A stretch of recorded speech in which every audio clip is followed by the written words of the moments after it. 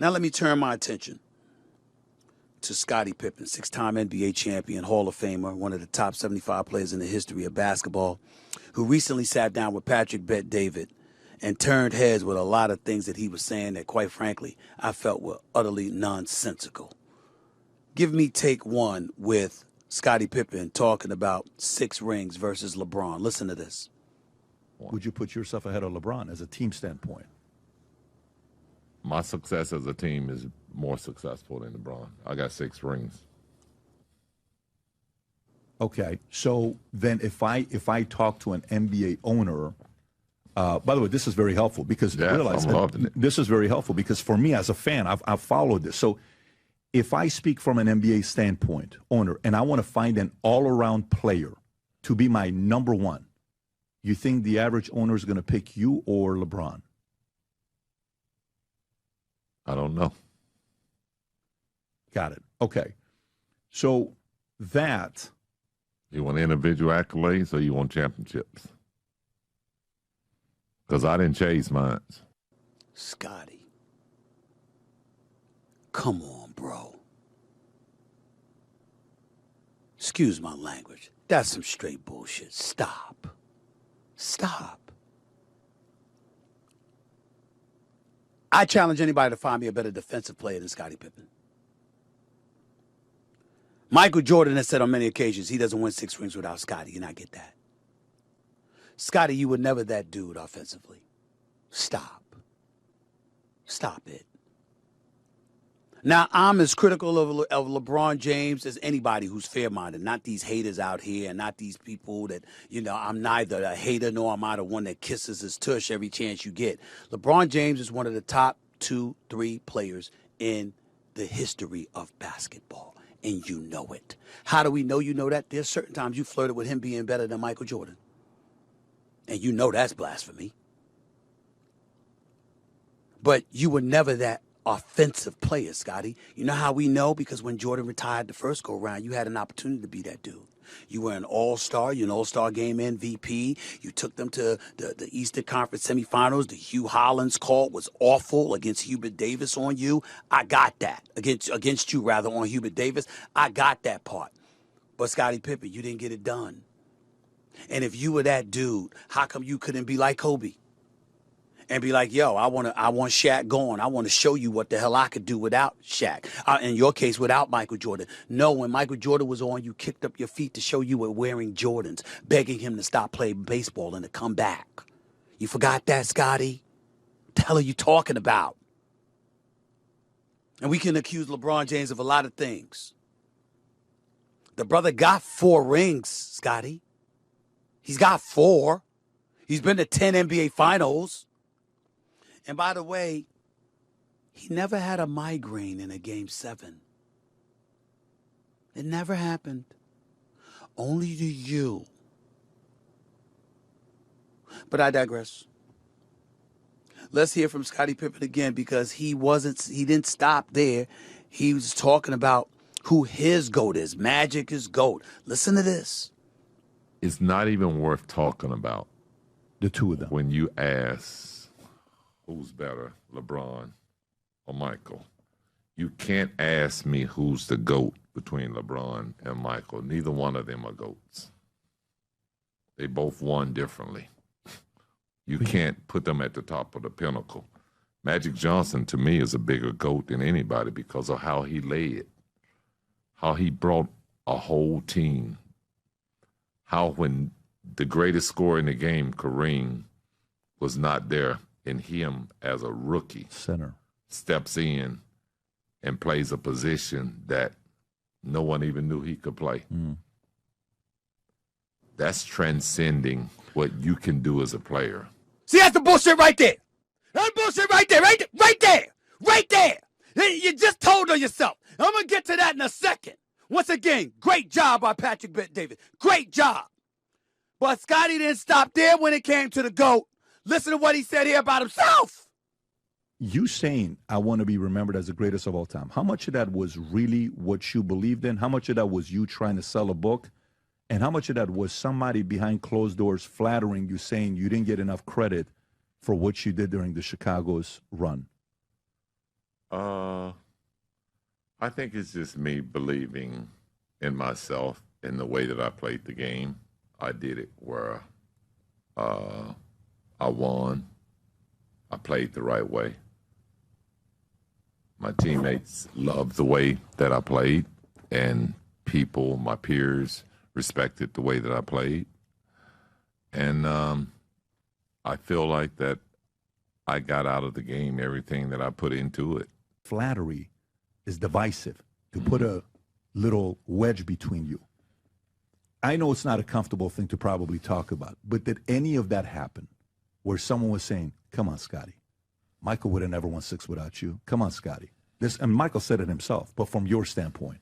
No, that's the reason why I say stuff like that is because when you play the game the way that I played it, you play on both ends. Why can't I say that? Oh, that's okay. You can say that. So no one's saying you can't say that. Yeah, and say it and mean it. Oh, so you do believe that? I'm saying, yeah. Look at the stats. I got 6 rings too. Look at my accolades. I got defensive player, all NBA. So playing the game the right way and winning means something to me, and it meant a lot to me. I don't have the MVPs, but guess what? Somebody that was with me got it.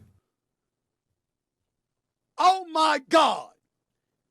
Drug test him now. I want test. Take him into a urine sample, get a blood test, drug test him now. You got to be kidding me. I can't believe what we just heard. I can't believe it. And damn it, Patrick Bet-Davis, I love you. But let me tell you something right now. If you're trying to tell me that Scottie Pippen is justified in calling himself the best, you need to be drug tested too. All of you. All of you.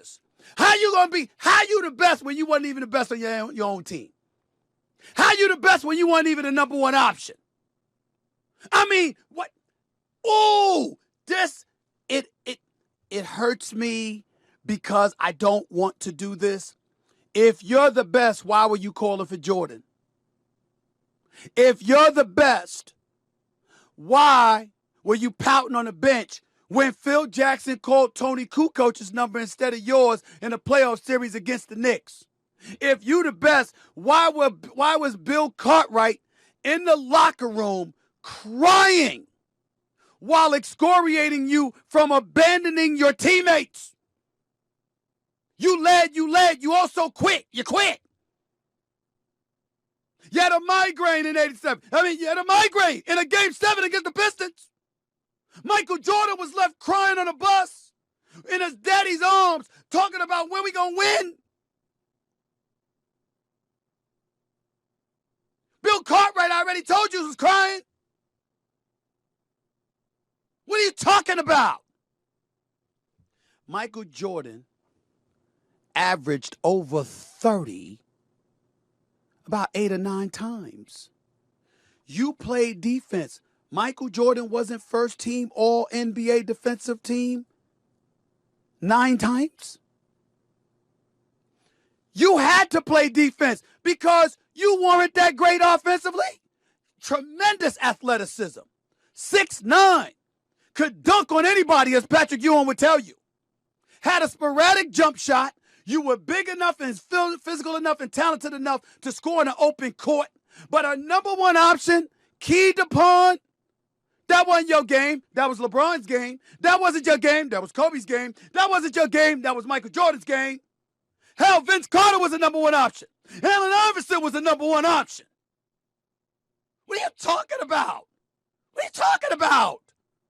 GOAT, you? You one of the great ones. You one of the great ones, Scottie.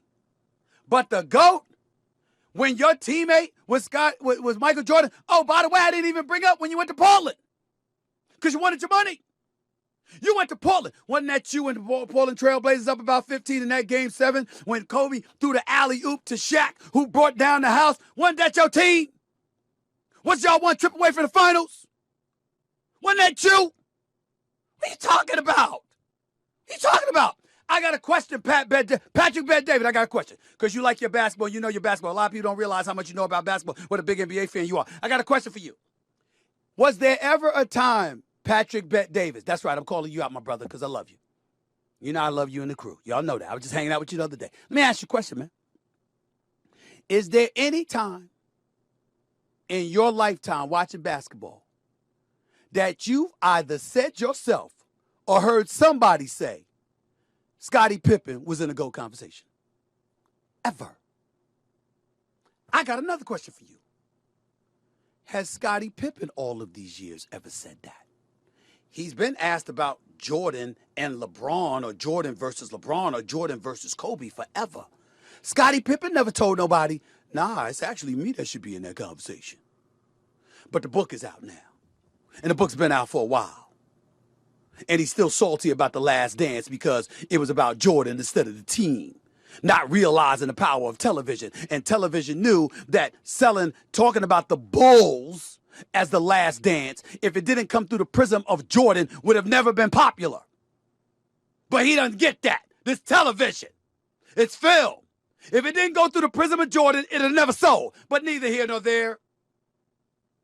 The fact of the matter is, do we have a picture of his book? Do we have a picture of the book cover? I mean, we got to get that at some point, put it up on full screen. We got to do that. We got to do that for Scottie. Because clearly he want to sell a book. Because, we ain't heard this before. We ain't heard this before.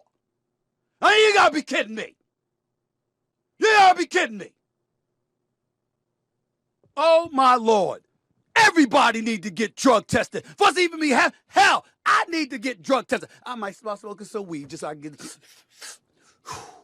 Let me do something. I might start smoking some weed just to get this damn thinking out of my head. This is blasphemy. Better than LeBron? Better than MJ? Come on, man. Come on, man. You know better than that. I'm going to leave this alone for now. I might have to revisit this in a couple of days.